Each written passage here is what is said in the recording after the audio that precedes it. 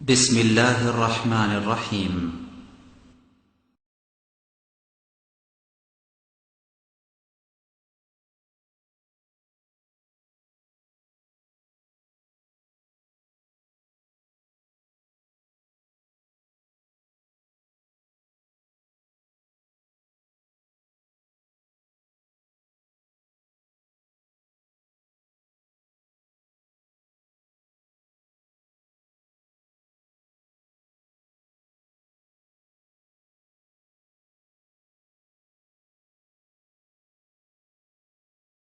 আসসালামু আলাইকুম রহমতুল্লাহি ওয়া বারাকাতুহু। আলহামদুলিল্লাহ রাব্বিল আলামিন ওয়াসসালাতু ওয়াসসালামু আলা আবদিল্লাহি ওয়া রাসূলিহি নবিয়িনা মুহাম্মদ ওয়া আলা আলিহি ওয়া সাহবিহি ওয়া মান তাবি'আহুম বিইহসানিন ইলা ইয়াউমিদ্দিন, আম্মা বা'দ।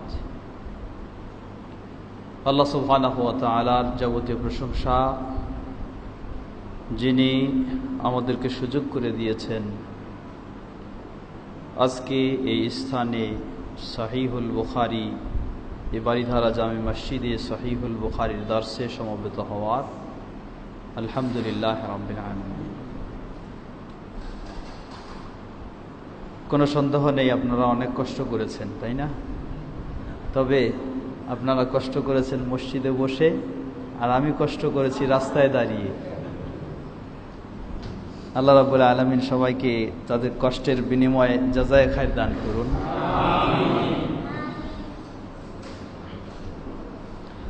সহিহুল বুখারী এর ধারাবাহিক দর্শে আমরা কিতাবু বাদঈ আল ওয়াহী, কিভাবে ওয়াহী এর সূচনা রাসূল সাল্লাল্লাহু আলাইহি ওয়াসাল্লামের কাছে হলো, এই পর্বে আমরা গত দুই বৈঠকে বা দুই দর্শে 4 নম্বর হাদিস পর্যন্ত আমরা আলোচনা শুনেছি। আজকে পরবর্তী হাদিস থেকে আমরা আলোচনা শুনবো ইনশাআল্লাহ। ইমাম বুখারী রাহিমাহুল্লাহ অধ্যায় বেঁধেছেন, শুধু বাব অধ্যায় বলেই তিনি শেষ করেছেন, কোনো শিরোনাম উল্লেখ করেননি। এ ধরনের সহিহ বুখারীতে অনেক জায়গায় পাওয়া যাবে যে কোথাও ইমাম বুখারী রাহিমাহুল্লাহ অধ্যায়, বাব এর অর্থ হলো অধ্যায়, এই ধরনের শুধু বলেছেন, এরপর কোনো শিরোনাম উল্লেখ করেননি। অবশ্য হাদিস তিনি নিয়ে এসেছেন। যদি এই ধরনের পাওয়া যায় তাহলে সাধারণত এই অধ্যায়টি পূর্বের অধ্যায়ের সাথেই সমর্থবোধক অধ্যায়, সেজন্য এখানে তিনি নতুন কোনো শিরোনাম ব্যবহার করেননি। আবার কথাও পাওয়া যাবে তিনি অধ্যায় এবং শিরোনামও উল্লেখ করেছেন, কিন্তু কোনো হাদিস উল্লেখ করেননি। এর কারণ হলো এই বিষয়টিকে তিনি গুরুত্বপূর্ণ মনে করছেন, এজন্য তিনি শিরোনামটা উল্লেখ করেছেন।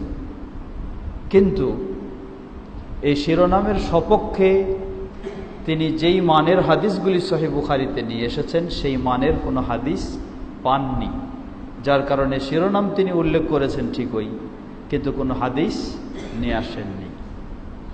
তো এখানে শিরোনাম কোনো নিয়ে আসেননি, শুধু অধ্যায় বলেছেন, কোনো শিরোনাম উল্লেখ করেননি। এরপর হাদিস নিয়ে এসেছেন। হাদিস নিয়ে এসেছেন প্রসিদ্ধ সাহাবী আব্দুল্লাহ ইবনে আব্বাস রাদিয়াল্লাহু তাআলা আনহুমা। হাদিসটি বর্ণনা করছেন। আল্লাহ সুবহানাহু ওয়া তাআলা বলেন, আউযু বিল্লাহি মিনাশ শাইতানির রাজীম, লা তুহাররিক বিহি লিসানাকা লিতা'জালা বিহি। সূরা কিয়ামা এর এটা গুরুত্বপূর্ণ আয়াত।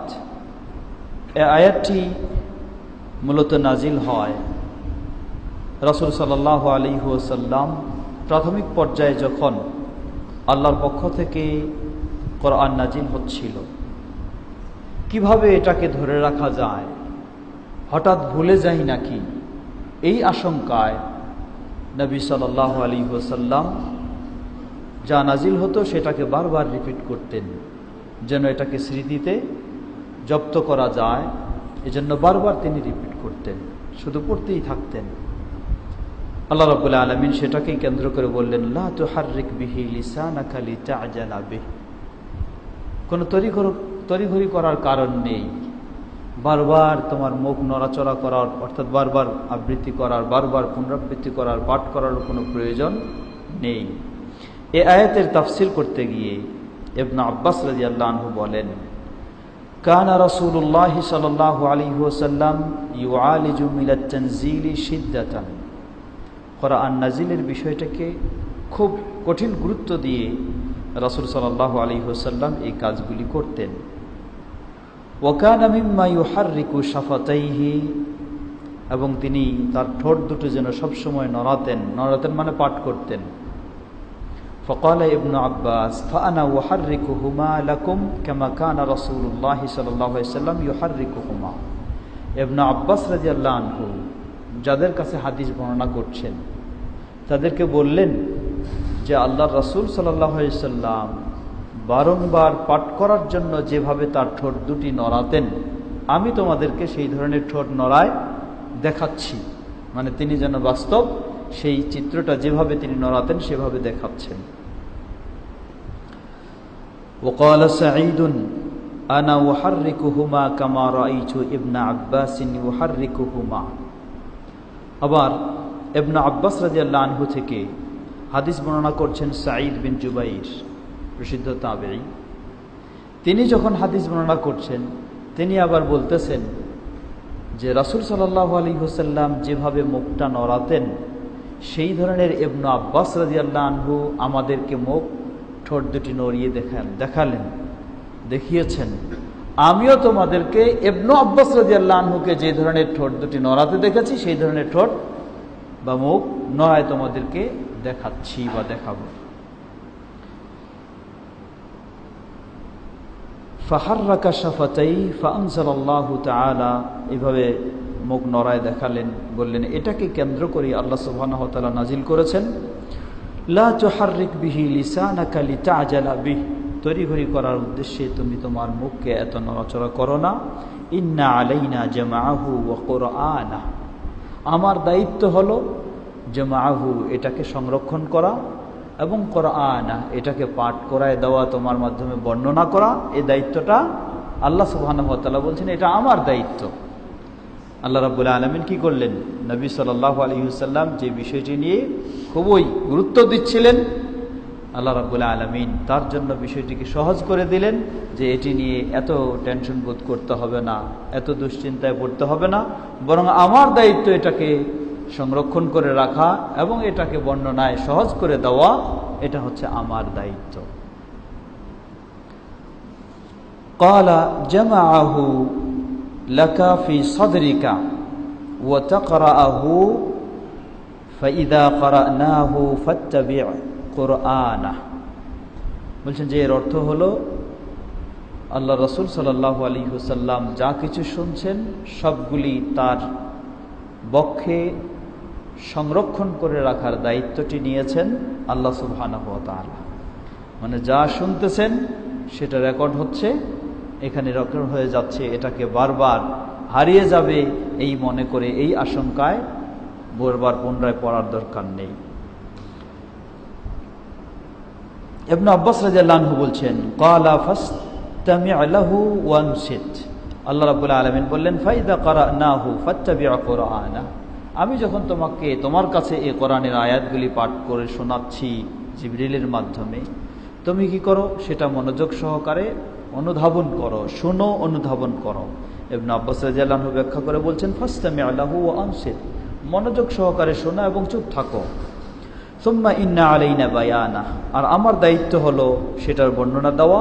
সুম্মা ইন্না আলাইনা আন তাকরাআহু, তুমি সেটাকে নিজে আবার পাঠ করে শোনাতে পারবে। এই ধরনের তোমার মাঝে সংরক্ষণ করে রাখার ও পরবর্তীতে এটা আবার অন্যজনকে পাঠ করে শোনানোর দায়িত্বটি হচ্ছে আমার, সেটা আমি তোমাকে এ করার ব্যবস্থা করব।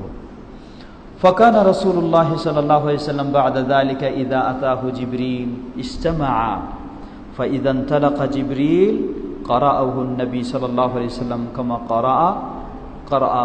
পরবর্তীতে দেখা গেল যখন জিবরিল আলাইহিস সালাম কোনো আয়াত নিয়ে আসতেন, নবী সাল্লাল্লাহু আলাইহি ওয়াসাল্লাম সেই সময় ওটা আর পাঠ করার ইচ্ছা করতেন না, চেষ্টা করতেন না, বরং খুব মনোযোগ সহকারে শুনতেন।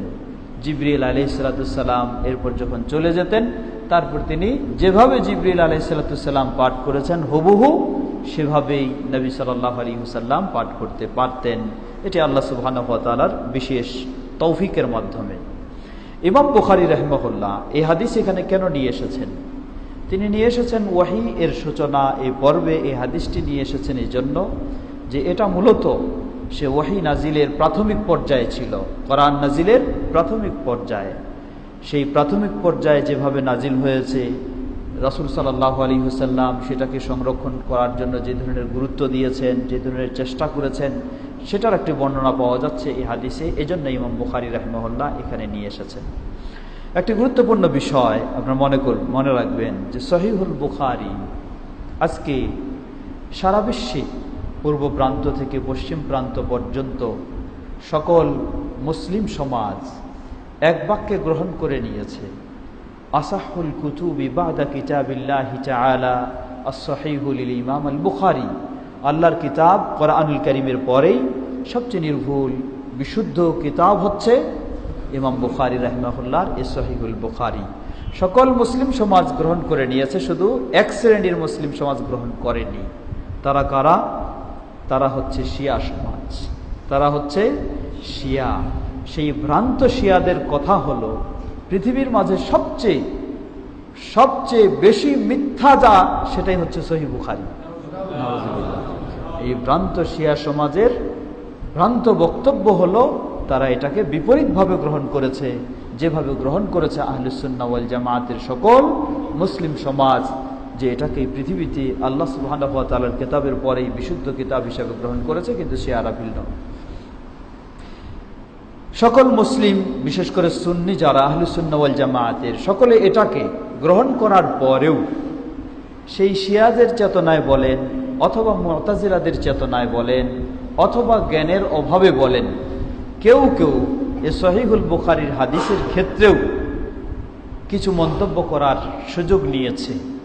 সেটি অতীতেও এবং বর্তমান জীবিত রয়েছে আমাদের দেশে, এমনও ব্যক্তি রয়েছে। অতীতে একজন ব্যক্তি, সুপ্রসিদ্ধ, নাম বলার প্রয়োজন মনে করছি না, বর্তমানে আরেকজন ব্যক্তি, তিনি এই ধরনের একটি বইও লিখেছেন। বইটি হচ্ছে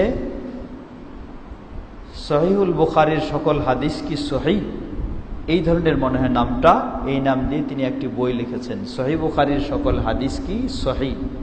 এর মানে তিনি বোঝাতে চাচ্ছেন যে সহিহ বুখারীর হলেও সব হাদিস কি নয়, সহিহ নয়। কেন সহিহ না হওয়ার কারণ হলো তার কাছে হাদিস সহিহ হওয়ার মানদণ্ড হলো দুটি। প্রথম হলো কোরআনের সাথে হুবহু মিলে যেতে হবে। যদি কোরআনের সাথে হুবহু না মিলে সহিহ বুখারী মুসলিমের হলেও সেই হাদিস গ্রহণযোগ্য নয়। দ্বিতীয় মানদণ্ড হচ্ছে তার চিন্তা যে ধরনের, সেই চিন্তার সাথে যদি হুবহু হাদিসটি মিলে যায়, তিনি যেটা বুঝেন সেই বুঝের সাথে যদি হাদিসটি হুবহু মিলে যায়, তাহলে সেই হাদিসকে তিনি গ্রহণ করেন। সহজ কথায় বলি, আপনারা জেনে নেন এবং সতর্ক হবেন। ডাক্তার মতিউর রহমান নামে একজন ব্যক্তি, তিনি তার হাদিস গ্রহণের নীতিমালায় এইসব কথাগুলিকে উল্লেখ করেছেন এবং সহিহুল বুখারীর হাদিস হলেও সেটা তার কাছে গ্রহণযোগ্য নয় যদি সেটা তার কাছে তার বিবেকসম্মত না হয়, তার বিবেক বুদ্ধিসম্মত না হয় এবং তার স্বল্প জ্ঞানের আলোকে কোরআনের সাথে যদি তিনি মিলাতে না পারেন, তাহলে সহিহুল বুখারীর হাদিসকেও তিনি গ্রহণ করেন না।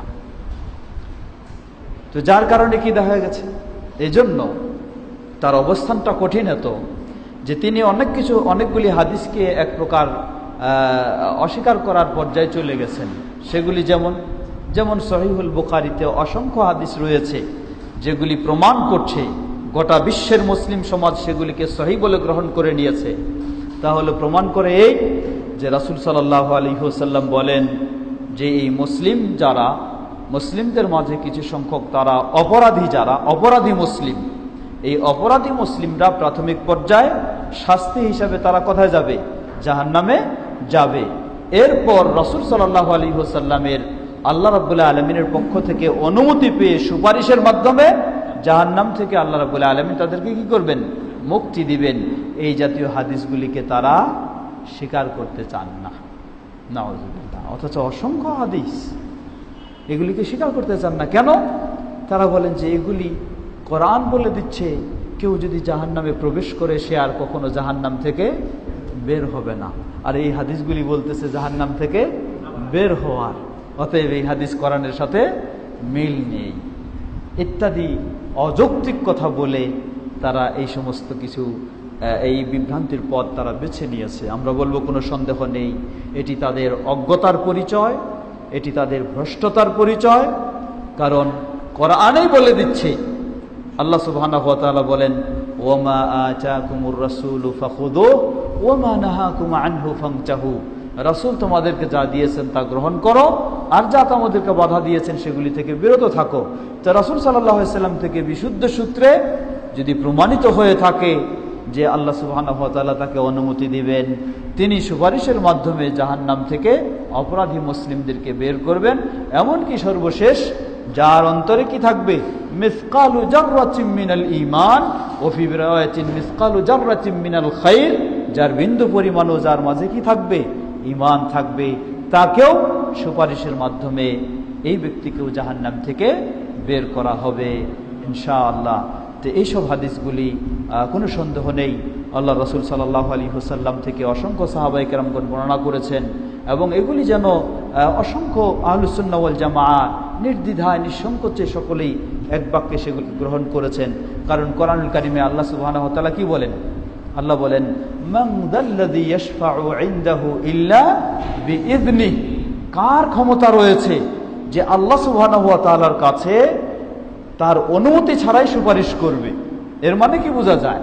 এর মানে বোঝা যায় এই আল্লাহর অনুমতি না হলে তার কাছে সুপারিশ করার কারো ক্ষমতা নাই। আর আল্লাহ সুবহানাহু ওয়া তাআলা যাকে অনুমতি দেবেন তার সুপারিশ করার ক্ষমতা অবশ্যই হবে।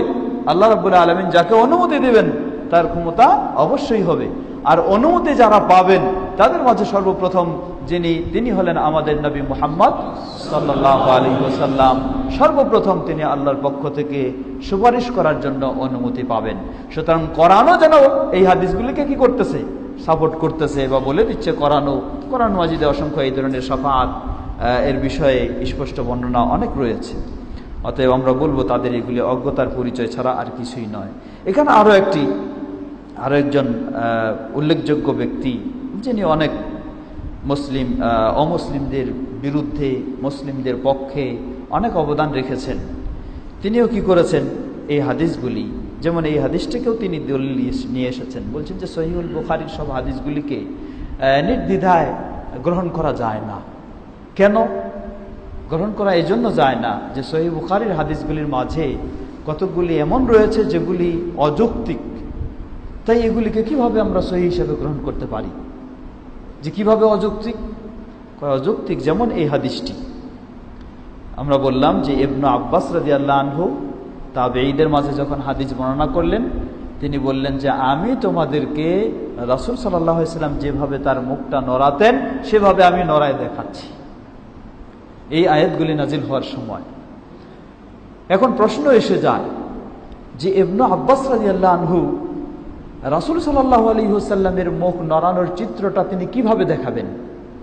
অথচ এই সূরা যখন নাজিল হয়, এটা হলো প্রাথমিক পর্যায়ে, তখন ইবনে আব্বাস রাদিয়াল্লাহু আনহুর পৃথিবীতেই আগমন ঘটেনি। এই কথাগুলি কিন্তু একজন সাধারণ মানুষ যখন বুঝবে বা কারোর কাছে কোনো বইতে পাবে, সে একটা থবনে যাবে যে আসলেই তো বিষয়টা বাস্তব। বিষয়টা কি আসলেই বাস্তব? কেন এগুলি হইল? এরকম একটা দুশ্চিন্তা সে পড়ে যাবে। তো ইবনে আব্বাস রাদিয়াল্লাহু আনহুর জন্ম হচ্ছে মক্কা থেকে মদিনায় হিজরতের 3 বছর পূর্বে। এর মানে মক্কায় আল্লাহ রাসূল সাল্লাল্লাহু আলাইহি ওয়াসাল্লাম ছিলেন কত বছর? 13 বছর। তাহলে এই ওহী শুরু হওয়ার 10 বছর পরে জন্ম হলো ইবনে আব্বাস রাদিয়াল্লাহু তাআলা আনহু। যখন এই সূরা কিয়ামা নাজিল হয়, তখন ইবনে আব্বাস রাদিয়াল্লাহু আনহুর কি ছিল না? পৃথিবীতে আগমনই ঘটেনি তার। তিনি কিভাবে রাসূল সাল্লাল্লাহু আলাইহি ওয়াসাল্লামের মুখ নড়ানোর চিত্রটা দেখলেন, যার বর্ণনা তিনি অন্যদের সামনে তুলে ধরছেন। এই হলো ওনার যুক্তি। যুক্তিটা অবাস্তব নয়, যুক্তিটা কি বাস্তব। কিন্তু সব যুক্তি কি হয় না, কখন সব সময় গ্রহণযোগ্য হয় না। বাস্তব যুক্তি হলেও সেটা অনেক সময় গ্রহণযোগ্য হয় না। কারণ ইবনে আব্বাস রাদিয়াল্লাহু আনহুর এই হাদিসটি, হাদিসের পরিভাষায় এটাকে বলা হয় মুরসালুস সাহাবী। মুরসালুস সাহাবী, মুরসাল বলা হয় দুই ধরনের, মুরসালুস সাহাবী এবং মুরসালুত তাবেঈ। মুরসালুত তাবেঈ হচ্ছে কোন তাবেঈ একটা হাদিস বর্ণনা করবেন এবং সেই তাবেঈ বলবেন যে রাসূল সাল্লাল্লাহু আলাইহি সাল্লামকে এভাবে বলতে শুনেছি, অথবা রাসূল সাল্লাল্লাহু আলাইহি সাল্লামকে এভাবে করতে দেখেছি। কে বলবেন? তাবেঈ বলবেন। তাবেঈ কি কোনোদিন রাসূল সাল্লাল্লাহু আলাইহি সাল্লামকে দেখেছেন? তা দেখেন নাই। তাহলে তাবেঈ কিভাবে বললেন? নিশ্চয়ই এই তাবেঈ কোন সাহাবীর কাছ থেকে শুনেছেন, আর সেই সাহাবীর নামটাকে তিনি উজ্জ্বল রেখে তিনি নিজেই এখন রাসূল সাল্লাল্লাহু আলাইহি সাল্লাম থেকে বর্ণনা করতে চাচ্ছেন। এটাকে বলা হয় মুরসালুত তাবেঈ। তাবেঈর যে এই ধরনের মুরসাল, এটি গ্রহণযোগ্য কি না এ নিয়ে মতামত রয়েছে অনেক। তো সাধারণত এটা দুর্বল এর মধ্যে অন্তর্ভুক্ত, কিন্তু এই মুরসাল হতে পারে মুরসালুস সাহাবী। সাহাবীরও এই ধরনের মুরসাল হতে পারে। সাহাবীর মুরসাল কিভাবে? একজন সাহাবী যেমন ইবনে আব্বাস রাদিয়াল্লাহু আনহু, তিনি রাসূল সাল্লাল্লাহু আলাইহি সাল্লামের চিত্রটা বর্ণনা করছেন, অথচ ইবনে আব্বাস রাদিয়াল্লাহু আনহু তখন পৃথিবীতেই ছিলেন না, দেখার তো দূরের কথা। তাহলে কিভাবে ইবনে আব্বাস রাদিয়াল্লাহু আনহু বর্ণনা করলেন? ইবনে আব্বাস রাদিয়াল্লাহু আনহু ওই সময় যে সাহাবায়ে কেরামগণ ছিলেন তাদের কাছ থেকে তিনি শুনেছেন, শুনে এখন তিনি সরাসরি এটাকে রাসূল সাল্লাল্লাহু আলাইহি ওয়াসাল্লামের বরাত দিয়ে বর্ণনা করছেন, ওই সাহাবীদেরকে উজ্জ্বল রেখেছেন। তো সাহাবী ইবনে আব্বাসের মুরসাল, ইবনে আব্বাস রাদিয়াল্লাহু আনহুর মুরসাল, সাহাবীর মুরসাল, সাহাবী এর ব্যাপারে রাসূল সাল্লাল্লাহু আলাইহি ওয়াসাল্লাম তাদের জন্য তাদের ক্ষেত্রে সার্টিফিকেট দিয়েছেন। তিনি বলছেন আসহাবি কুল্লুহুম আদুল, আমার সকল সাহাবারা তারা হলেন কি ন্যায়নিষ্ঠাবান, কারো মাঝে কোনো ন্যায়নিষ্ঠার অভাব নেই, অবিচারের বিষয় কোনো সুযোগ নেই, সকলে ন্যায়নিষ্ঠাবান। সুতরাং সাহাবীদের মুরসাল হাদিস সকল মুহাদ্দিসগণ এক বাক্যে গ্রহণ করেছেন, এখানে কোনো দ্বিমত করার সুযোগ নেই। পরবর্তীর সনদ যদি ঠিক থেকে থাকে তাহলে সাহাবীর এই মুরসাল হাদিস কি হবে? মুহাদ্দিসিনে কেরামগণ এক বাক্যে গ্রহণ করেছেন। এখন যিনি যে যুক্তিটিকে আমি তুলে ধরলাম, এই যুক্তি তুলে যিনি এই হাদিসগুলিকেও কি করতে চাচ্ছেন যে সহিহুল বুখারীর হাদিসের মাঝেও তাহলে কি রয়েছে? অবাস্তবতা রয়েছে, অযৌক্তিক বিষয় রয়েছে বলে বাদ দিতে চাচ্ছেন। আসলে তিনি হাদিসের নীতিমালা শাস্ত্রের যে এই জ্ঞান, এই ক্ষেত্রে তার অজানা রয়েছে, এগুলি তিনি জানেন না, যার কারণে তিনি তার সংক্ষিপ্ত চিন্তায় এই সমস্ত সিদ্ধান্ত দেওয়ার চেষ্টা করছেন। সুতরাং আমরা বলবো অতএব এই বিষয়গুলি অবশ্যই আমাদেরকে একটু সচেতন হতে হবে। কারণ এটি আমি অনেক সময় বলে থাকি যে আজকে কঠিন বিষয় হলো এই জন্য যে যেটাকে আরবি ভাষায় বলা হয় ইস্তেশরাক একটা বিষয়। ইস্তেশরাক হচ্ছে প্রাচ্যবাদ। প্রাচ্যবাদকে বা প্রাচ্য দেশের মানুষদেরকে, প্রাচ্য বলতে আমরা পূর্বাঞ্চলের যারা, এদেরকে কেন্দ্র করে পাশ্চাত্যে অনেক কিছু গবেষণা হচ্ছে। গবেষণার মধ্যে প্রাচ্যের অধিকাংশ দেশগুলি হচ্ছে কি মুসলিম দেশ, প্রাচ্যের বেশিরভাগই দেশগুলি হচ্ছে মুসলিম দেশ। এই মুসলিম দেশগুলির মুসলিমদের অবস্থা ও ইসলামের অবস্থা নিয়ে পাশ্চাত্যের অমুসলিম দেশগুলিতে গবেষণা চলছে। উদাহরণস্বরূপ ধরে নেন, আজকে দেখবেন আমেরিকা, ইউরোপে বড় বড় ইউনিভার্সিটিতে আপনি পাবেন ইসলামিক ফ্যাকাল্টি পাচ্ছেন, ইসলাম নিয়ে বড় বড় ডিগ্রি দেওয়া হচ্ছে। এখন যদি আপনি একটু চিন্তা করেন যে এই আমেরিকার এই ধরনের বড় বড় ইউনিভার্সিটিতে ইসলামের ডিগ্রি দেওয়া হচ্ছে, পিএইচডি দেওয়া হচ্ছে, আসলে এটা কি একজন মানুষ সাধারণ চিন্তা যদি করে, এটা কি ইসলামের উপকারের জন্যই দিচ্ছে তারা? কি বলবেন? অবাস্তব, কখনোই। যারা ইসলাম ও মুসলিমকে নিয়ে সকাল সন্ধ্যা তাদের চিন্তাই হলো ইসলাম ও মুসলিমের বিরুদ্ধে কিভাবে কিছু করা যায়, তারা তাদের ইউনিভার্সিটিগুলিতে এই সকল কিছু সুযোগ সুবিধা দিয়ে এবং পিএইচডি ডিগ্রি দিবে ইসলামকে শিক্ষার জন্য, ইসলাম গবেষণার জন্য, ইসলাম প্রচার প্রসারের জন্য। এটি কখনো হতে পারে না। তাহলে কি হবে? কোনো সন্দেহ নেই এগুলি যেটাকে বললাম ইস্তেশরাক বলা হয়, অর্থাৎ সেই মুসলিম সমাজের মুসলিমদের মাধ্যমেই এমন কিছু গবেষণা তৈরি করে নেওয়া যেগুলির মাধ্যমে হয় মুসলিম অঞ্চলগুলি সম্পর্কে একটি স্বচ্ছ ধারণা তৈরি করে নেওয়া যাবে, কিভাবে তাদের মাঝে আক্রমণ করা যাবে, কিভাবে তাদের ভিতরে ঢোকা যাবে, কিভাবে তাদের ভিতরে ফাঁদ সৃষ্টি করা যাবে, কিভাবে তাদেরকে বেকায়দায় ফেলা যাবে। এই চিন্তাগুলি বা এই পরিবেশগুলি তারা আমাদের দ্বারাই কি করছে, তৈরি করে নিচ্ছে। এটি একটি দিক। দ্বিতীয় দিক হলো, একজন মুসলিমকে, একজন ভালো মুসলিম, একজন শিক্ষিত সুপরিচিত, তাকে একটা ভালো ডিগ্রি দেওয়া হলো কি জন্য? তার মাধ্যমে এমন একটা থিসিস কি করা হবে, লিখে নেওয়া হবে, গবেষণা তৈরি করে নেওয়া হবে যেখানে ইসলামের কোনো দুর্বল সাইডগুলি উল্লেখ করা হয়েছে। আর এটার মাধ্যমে তখন কি হবে, মুসলিম সমাজ মনে করবে আমাদের এই সুপ্রসিদ্ধ একজন স্কলার, বিরাট একজন ব্যক্তি, তার এই থিসিস নিশ্চয়ই একটা মূল্যবান এবং গুরুত্বপূর্ণ, এটা দিয়ে আমরা অনেক উপকৃত হব। কিন্তু ভিতরে ঢুকায় দেওয়া হয়েছে, তাকে বাধ্য করা হয়েছে। এটা অবাস্তব কথা বলছি না, বাস্তব কথা বলছি। একটি গুরুত্বপূর্ণ বই আরবি ভাষায়, মাকানাতুস সুন্নাহ ফিত তাশরী' অথবা ফিল ইসলাম ফিত তাশরী' আল ইসলামী, ইসলামী শরীয়তে সুন্নাহর অবস্থান এমন একটি বই। বইটি লিখেছেন ডক্টর মুস্তাফা সিবাঈ। তিনি নিজেই বলেছেন তার নিজের জীবন সম্পর্কে। তিনি মিশরের একজন বড় আলেম। তিনি বলছেন যে আমাকে পিএইচডির জন্য অফার দেওয়া হলো সেই আমেরিকার একটি গুরুত্বপূর্ণ ইউনিভার্সিটিতে, এবং আমাকে বহু ধরনের সুযোগ সুবিধা, সবকিছুর সুযোগ সুবিধা দিয়েই সেখানে নেওয়া হলো। আমি গেলাম, যাওয়ার পরে আমার সবকিছু প্রস্তুত, এখন আমি গবেষণা শুরু করব, গবেষণার টিচার, গাইড কে হবেন, সবকিছু ঠিক হয়ে গেল। গবেষণা যখন শুরু করব, আমাকে এখন কতগুলি শর্ত দেওয়া হলো যে এই শর্তের আলোকে গবেষণা তৈরি করতে হবে, এই শর্তের আলোকে গবেষণা তৈরি করতে হবে। সেগুলির মাঝে ছিল, তার গবেষণা ছিল সাহাবী আবু হুরায়রা রাদিয়াল্লাহু তাআলা আনহুকে কেন্দ্র করে। আবু হুরায়রা রাদিয়াল্লাহু আনহুর জীবনে এমন কিছু দোষ ত্রুটি ঢোকাতে হবে যেগুলির মাধ্যমে আবু হুরায়রা রাদিয়াল্লাহু আনহু একজন স্বচ্ছ সাহাবী বলে পরিচিত হবেন না, বরং তিনি একজন, তার মাঝে দোষ ত্রুটি রয়েছে এই ধরনের সাহাবী বলে পরিচিত হবেন। এমন একটি শর্ত তাকে দেওয়া হলো। যখন এই শর্ত দেওয়া হলো, তিনি বিষয়টি এখন বুঝলেন যে আসলেই তাকে জামাইয়ের মতো এত আদর কেন করতেছে। এখন তিনি বিষয়টি বুঝলেন। তিনি বুঝলেন যে না, হতে পারে না, আমি দিন শিখেছি, ইসলাম সম্পর্কে আরো গভীর গবেষণা করার জন্য আমি এখানে এসেছি, কিন্তু আমার গবেষণা দিয়ে যদি ইসলামের সবচেয়ে যিনি হাদিস বেশি বর্ণনা করেছেন তাকে কলঙ্কিত করা হয়, তাহলে এই পড়ালেখার, এই ডিগ্রির, এই সুবিধার আমার কোনো প্রয়োজন নেই। তিনি সবকিছু প্রত্যাখ্যান করে চলে এসেছেন। তো এটা হলো বাস্তব অবস্থা। কেন আজকে তারা তাদের এই ইউনিভার্সিটিগুলিতে মুসলিমদেরকে নিয়ে যায়, বড় বড় ডিগ্রি দিচ্ছে ইসলামের কল্যাণে? কোশ্চিন কালেও কখনো নয়। যাকেই নেওয়া হোক, যাকে ডিগ্রি দেওয়া হোক, আপনি কোনো না কোনো একটি সাইড আপনি খুঁজে পাবেন যে এখানে তাদের একটি সূক্ষ্ম উদ্দেশ্য রয়েছে, ইসলাম ও মুসলিম সমাজকে তাদেরকে ক্ষতিগ্রস্ত করার জন্য।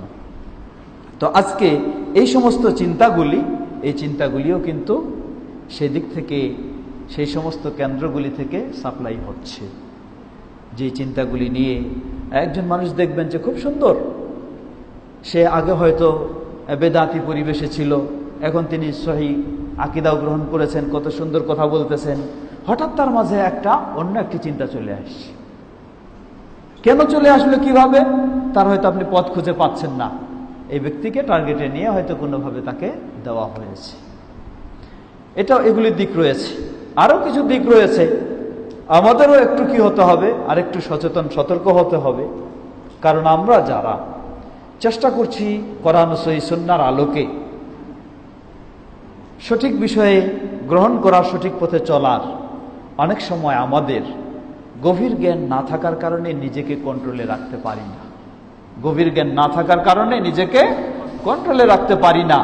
তখন নিজেই মনে করি যে এই প্রশ্নটা জাগতেছে আমার কাছে, তাহলে এর জবাব কি?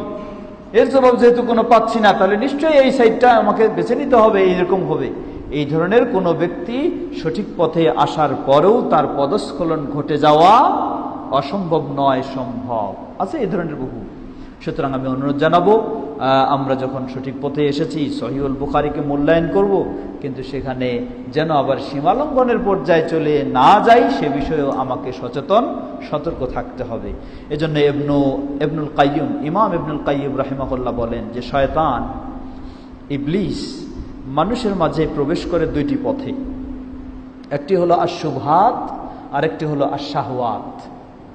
শাহওয়াত হলো প্রবৃত্তির অনুসরণ, অশ্লীলতার অনুসরণ, এগুলির মাধ্যমে শয়তান মানুষের ভিতরে ঢুকে।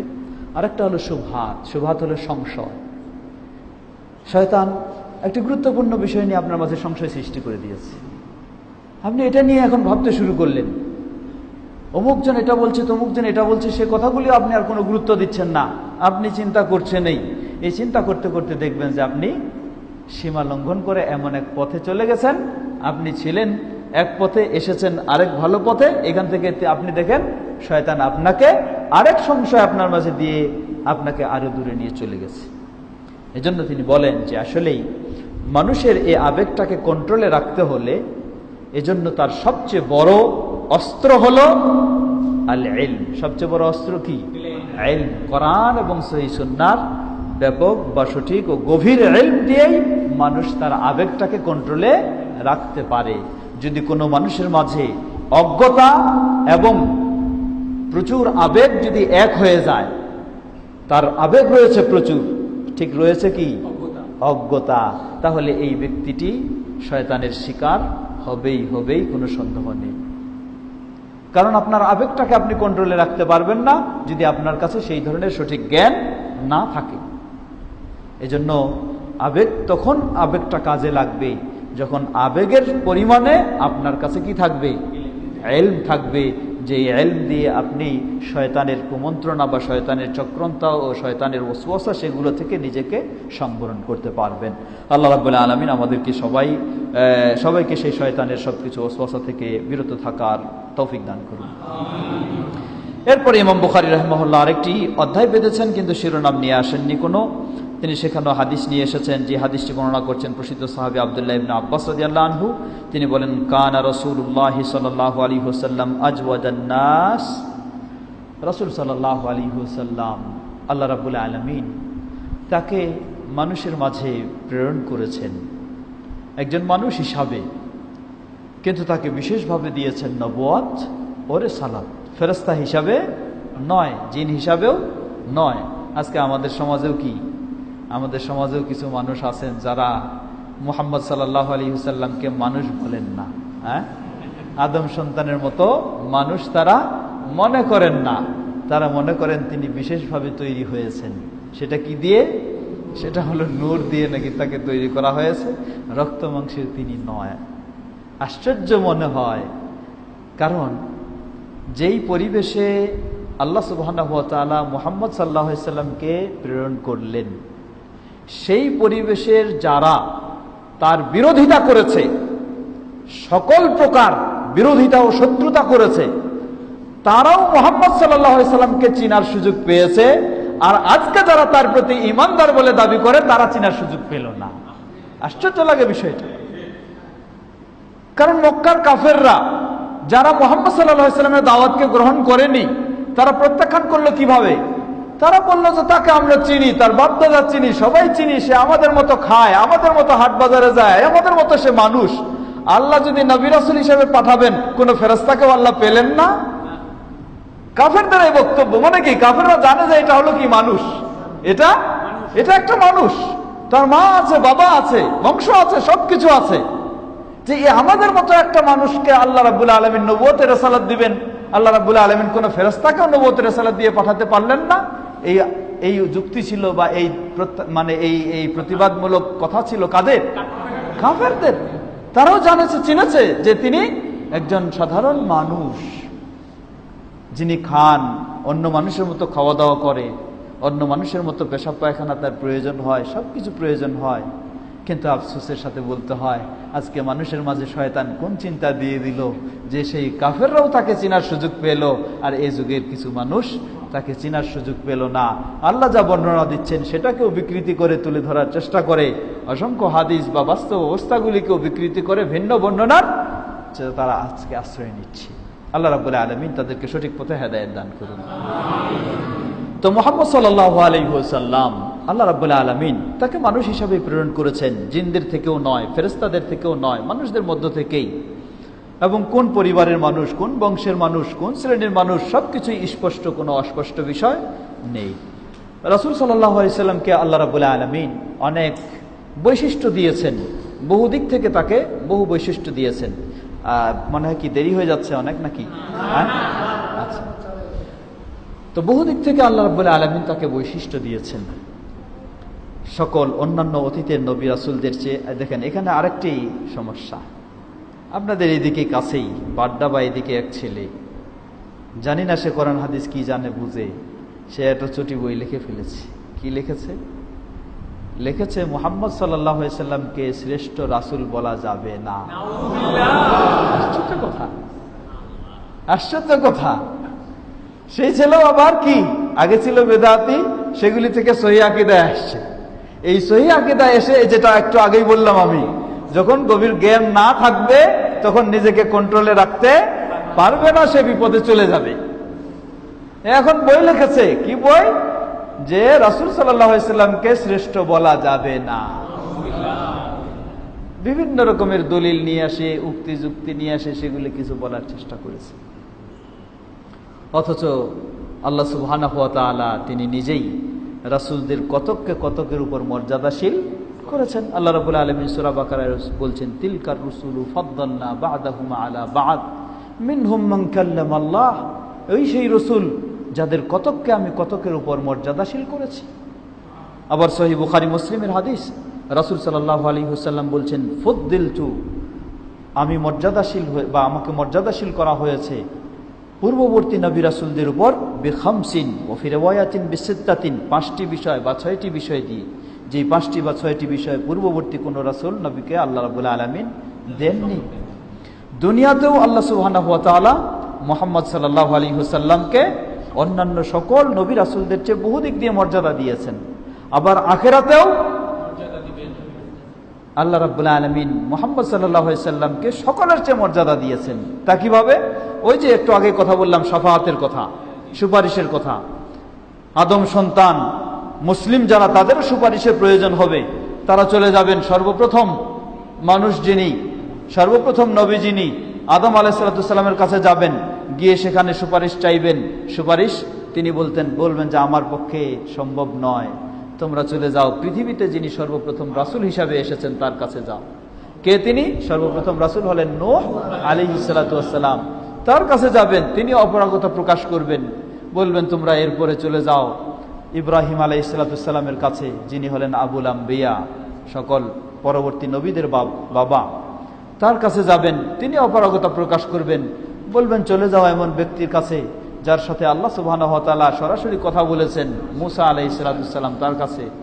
তার কাছে যাবেন, মুসা আলাইহিস সালাম অপারগতা প্রকাশ করবেন, বলবেন চলে যাও আরো একজনের কাছে যাকে আল্লাহ সুবহানাহু ওয়া তাআলা বিশেষ পদ্ধতিতে কি করেছেন? সৃষ্টি করেছেন। কে তিনি? ঈসা আলাইহিস সালাম। এই বিষয় নিয়ে তো বিভ্রান্তির শেষ নেই, এই বিষয়ে বিভ্রান্তির শেষ নেই। আমার কাছে বেশ কিছুদিন আগে একজন ব্যক্তি, খুলনার এক কলেজের প্রফেসর, তার বাবাও একজন বড় আলেম বলে তিনি দাবি করেছেন, তিনি একটা ছোট্ট বই লিখে আমার কাছে পাঠালেন। বইটা লিখেছেন ঈসা আলাইহিস সালাম এর পুনঃ আগমন প্রসঙ্গে কিছু কথা। সে বইতে তিনি লেখার চেষ্টা করেছেন, আমার কাছে পাঠালেন এই জন্য যেহেতু আমি পিস টিভিতে আলোচনা করি। তিনি বইটিতে লিখেছেন যে পিস টিভির আলোচকদের সকলের প্রতি আমার শ্রদ্ধা, সকলের কাছে আমার অনেক কিছু জানবো বা শিখবো বলে আমি আশা করি, এই শ্রদ্ধা আমার রয়েছে। কিন্তু এই বিষয়টি নিয়ে তাদের এই ধারণাটা কখনো সঠিক নয়। তারা বিশ্বাস করেন যে ঈসা আলাইহিস সালামের আবার আগমন হবে। তারা বিশ্বাস করেন যে ঈসা আলাইহিস সালাম বাবা ছাড়াই জন্ম লাভ করেছেন। তারা বিশ্বাস করেন যে ঈসা আলাইহিস সালাম তিনি মৃত্যুবরণ করেননি। এই বিশ্বাসগুলি তিনি করেন না। তো এই মর্মে তিনি একটা বই লিখে আমার কাছে পাঠালেন দেখার জন্য। বইটা অবশ্য আলহামদুলিল্লাহ এটার জবাবও আমি লিখেছি, সেটা প্রেসে আছে, এটা বের হবে ইনশাআল্লাহ। যে ঈসা আলাইহিস সালাম কোরআন এবং সহিহ হাদিস স্পষ্ট প্রমাণ করে যে ঈসা আলাইহিস সালাম এর আগমন অবশ্যই ঘটবে, তবে তিনি নবী হিসাবে আগমন করবেন না, তিনি আগমন করবেন মুহাম্মদ সাল্লাল্লাহু আলাইহি ওয়াসাল্লাম এর শরীয়তের অনুসারী হিসাবেই তিনি আগমন করবেন। নতুন কোনো শরীয়ত নিয়ে, নতুন কোনো কিছু নিয়ে তিনি আগমন করবেন না। আজানের সময় হয়ে গেছে, আজানের 10 মিনিট সময় বাকি। আচ্ছা, ঠিক আছে। তো যেটা বলছিলাম, এরকম আরেকটা ঈসা আলাইহিস সালাম অপারগতা স্বীকার করে বলবেন যে আমার পক্ষে সম্ভব নয়, চলে যাও তোমরা এমন ব্যক্তির কাছে যাকে আল্লাহ সুবহানাহু ওয়া তাআলা তার অতীতের এবং অগ্রিম তার ভবিষ্যতের ত্রুটিগুলিকেও ক্ষমা করে দিয়েছেন। তিনি হলেন নবী মুহাম্মদ সাল্লাল্লাহু আলাইহি ওয়াসাল্লাম। অতঃপর তারা মুহাম্মদ সাল্লাল্লাহু আলাইহি ওয়াসাল্লামের কাছে যাবেন, আর গেলেই যে তিনি সুপারিশ করা শুরু করবেন তাও না, তিনি আল্লাহ সুবহানাহু ওয়া তাআলার কাছে সিজদায় পড়ে যাবেন এবং আল্লাহর কাছে অনুমতি চাইবেন। আল্লাহ রাব্বুল আলামিন বলবেন, হে মুহাম্মদ, তোমার মাথা উঠাও, তুমি চাও তোমাকে দেওয়া হবে, তুমি সুপারিশ করো, তোমার সুপারিশ কবুল করা হবে। তা আল্লাহ সুবহানাহু ওয়া তাআলা মুহাম্মদ সাল্লাল্লাহু আলাইহি সাল্লামকে পৃথিবীতেও নবী রাসূলদের চেয়ে বহু দিক দিয়ে মর্যাদা দিয়েছেন, এগুলি অসংখ্য কোরআন এবং হাদিসের মাঝে পাওয়া যায়। আর আখিরাতেও আল্লাহ সুবহানাহু ওয়া তাআলা মুহাম্মদ সাল্লাল্লাহু আলাইহি সাল্লামকে কিভাবে সকল শ্রেষ্ঠ রাসূলদের চেয়ে শ্রেষ্ঠত্ব দান করলেন, এই সুপারিশের বিষয়টা চিন্তা করলেই প্রমাণ হয়ে যায়। আর এই বেওকুফের দল এখন কথা বলতে শুরু করেছে যে মুহাম্মদ সাল্লাল্লাহু আলাইহি সাল্লামকে শ্রেষ্ঠ রাসূল বলা যাবে না। এই আপনাদের বাড্ডার এখানকার একজন ছেলে লিখেছে। কত ধরনের চিন্তা দেখবেন যে আবিষ্কার হচ্ছে। আল্লাহ আমাদেরকে হেদায়েত দান করুন। তো বলছিলাম যে ইবনে আব্বাস রাদিয়াল্লাহু আনহু বলছেন, কানা রাসূলুল্লাহ সাল্লাল্লাহু আলাইহি ওয়াসাল্লাম আজওয়াদান নাস, তিনি মানুষের জগতে, মানুষের মাঝে ছিলেন আজওয়াদ। আজওয়াদ বলা হয় কল্যাণকর বিষয় যিনি সবচেয়ে বেশি সরবরাহ করেন, কল্যাণকর বিষয় যিনি সবচেয়ে বেশি সরবরাহ করেন, সেটি ইলমের দৃষ্টিকোণ থেকে হোক, দ্বীনের দৃষ্টিকোণ থেকে হোক, অর্থ পয়সার দিক থেকেও হোক। কারণ নবী মুহাম্মদ সাল্লাল্লাহু আলাইহি ওয়াসাল্লাম তিনি বলেন যে এই বিশাল উহুদ পাহাড়ও যদি আমাকে স্বর্ণ করে দিয়ে দেওয়া হয়, 3 দিনের বেশি আমার কাছে খুঁজে পাওয়া যাবে না, 3 দিনের বেশি খুঁজে পাওয়া যাবে না, মানে শেষ করে দিবেন তিনি দান করে আল্লাহর পথে। তো তিনি ছিলেন আজওয়াদান নাস, মানুষ জগৎ, মানব জগতের মাঝে ছিলেন সবচেয়ে তিনি দানশীল।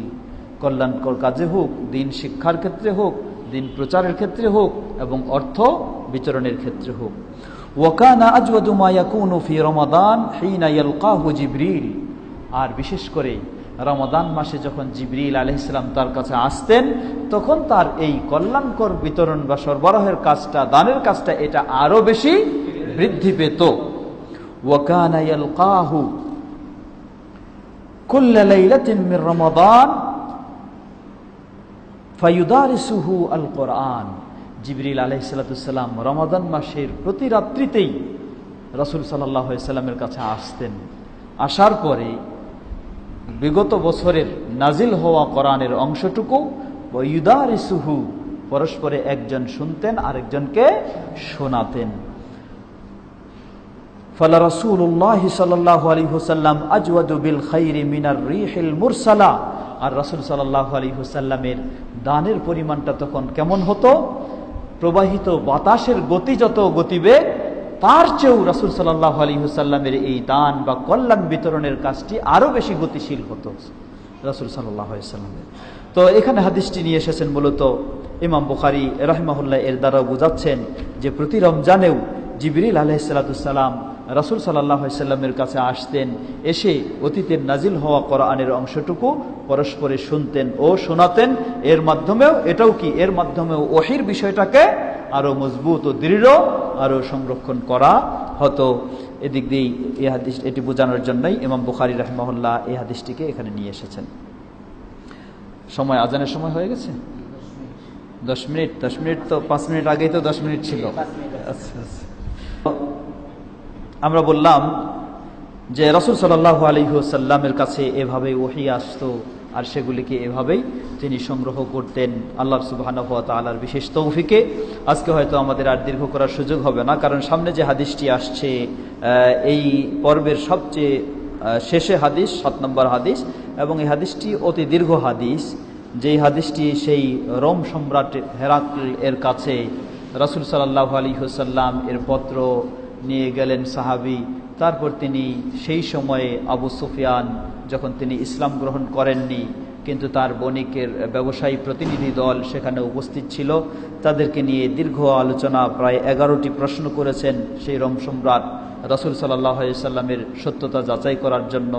এরপর সেই 11টি প্রশ্নের তিনি আবার জবাব দিয়েছেন। জবাব দেওয়ার পর তিনি বলেছেন যে আমার কাছে নবী আসবে বলে এরকম যে ধারণা ছিল, কিন্তু তিনি যে মক্কায় আসবেন বা সেই এলাকায় আসবেন এমনটি জানা ছিল না আমার। তবে তোমাদের যে জিজ্ঞাসাবাদ করলাম এর আলোকে বোঝা যায় আমি নিশ্চিত যে তিনিই হলেন সেই নবী, যেই নবী সর্বশেষে আগমন করবেন, আর তিনি আগমন করেই ফেলেছেন। এই মর্মে সেই হাদিসটি অতি দীর্ঘ হাদিস, যেটি আলোচনা করতে গেলে অনেক সময়ের দরকার। ইনশাআল্লাহ আগামী দর্শে আমরা সেই হাদিসটি শুনব এবং সেখান থেকে অনেক শিক্ষণীয় বিষয় রয়েছে, সেগুলি আমরা শিখব ইনশাআল্লাহ। আজকে তাহলে আমরা দীর্ঘ করছি না, এখন অল্প কিছু সময় আমরা প্রশ্ন উত্তর পর্বে যেতে পারি। এতক্ষণ যাবত আমরা যে বিষয়গুলি শুনলাম আমরা যেন ভালোভাবে উপলব্ধি করে কোরআন ও সহিহ সুন্নাহর আলোকে ইসলাম ভালোভাবে জেনে আমরা যেন আমাদের জীবনে মেনে চলতে পারি। আল্লাহ সুবহানাহু ওয়া তাআলা আমাদের সকলকে সে তৌফিক দান করুন, এবং যত রকমের মুসলিমদের পক্ষ থেকে হোক আর অমুসলিমদের পক্ষ থেকে হোক ইসলাম নিয়ে বিভ্রান্তি, সকল প্রকার বিভ্রান্তি থেকে যেন আমরা মুক্ত থাকতে পারি। আল্লাহ আমাদেরকে সে হেফাজত করুন। জি, এখন আমরা প্রশ্ন উত্তর পর্বে যেতে পারি। লিখিত হলে খুব ভালো হয় আগে, আর যদি লিখিত না থাকে সামনের দিন থেকে আপনারা একটু লিখিত নিয়ে আসার চেষ্টা করবেন। জি বলেন। জি, বাংলাদেশে ডক্টর জাকির নায়েকের যে বাংলায় লেকচারটা দেওয়া ওই ব্যক্তির নামটা একটু জানতে চাচ্ছি, উনি কে? বাংলাদেশে ডক্টর জাকির নায়েকের রেকর্ডগুলি যিনি ডাবিং করে থাকেন তিনি আসলে এই লোকটাকে আমি খুব ভালো করে চিনি না, তবে সামনের বৈঠকে যদি আপনারা একান্ত জানতেই চান বলতে পারবো আর কি। আজকে এই মুহূর্তে জানি না, ইনশাআল্লাহ জানাতে পারবো। শুধু বাংলাদেশে নয়, ভারতেও হয়, এবং আসলে এখানে সাউন্ডটা তো কন্ট্রোল করা হয় মেশিনে। তো যিনি ডাবিং করেছেন এটা যে ওনারই সাউন্ড ডক্টর জাকির নায়েকের সাথে মিলে গেছে বিষয়টা এমন নয়। কিছুটা উনি হয়তো চেষ্টা করেছেন, আর এটা মেশিনের মাধ্যমে এটাকে করা হয়েছে। তো বাংলাদেশেও ডাবিং করা হয়, ভারতেও করা হয়। মিল আসলেও আমি ওই লোক না আর কি। জি জি জি।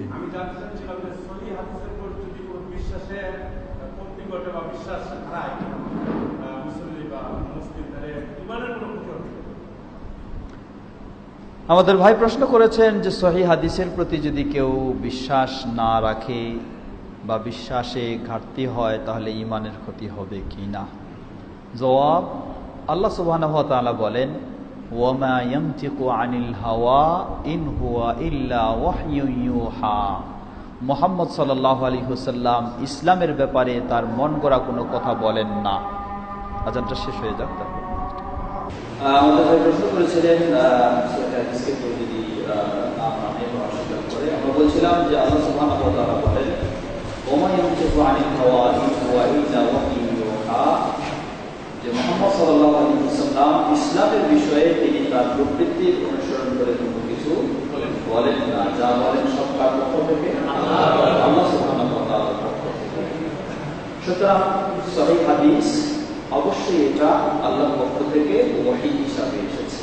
সহিহ হাদিস কি এটা আল্লাহর পক্ষ থেকে ওহী হিসাবে এসেছে, ভাষাগত দিক দিয়ে নয়, কিন্তু ভাবগত দিক দিয়ে অবশ্যই আল্লাহর পক্ষ থেকে ওহী হিসাবে, আল্লাহর পক্ষ থেকে ওহী হিসাবে এসেছে।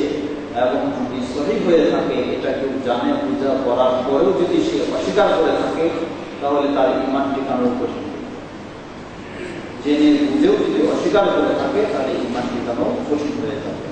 তখন এই জন্য অস্বীকার করার কোনো সুযোগ নেই। আল্লাহু তাআলা আলাম। তাহলে আজকে আমরা এখানে শেষ করি। আমাদের মনে সময় নেই, প্রচুর সময় দিতে হবে আপনাদেরকে। ইনশাআল্লাহ আবার আমরা এই করবো। তবে আজকে আমরা যা করলাম আগামী কিছুদিন আমাদের ক্লাস একটু বন্ধ থাকবে। আল্লাহ সুবহানাহু ওয়া তাআলা তৌফিক দিলে এই মাসের হয়তো 27-28 তারিখের দিকে হজের উদ্দেশ্যে আমি যাবো ইনশাআল্লাহ।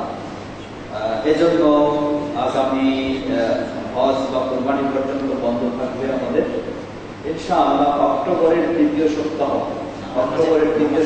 22 তারিখ বুধবার আমাদের প্রোগ্রাম ইনশাআল্লাহ হবে। অক্টোবরের তৃতীয় সপ্তাহ 22 তারিখ বুধবার। এরপরে আমরা চেষ্টা করবো সেটাকে কমপ্লিট করার।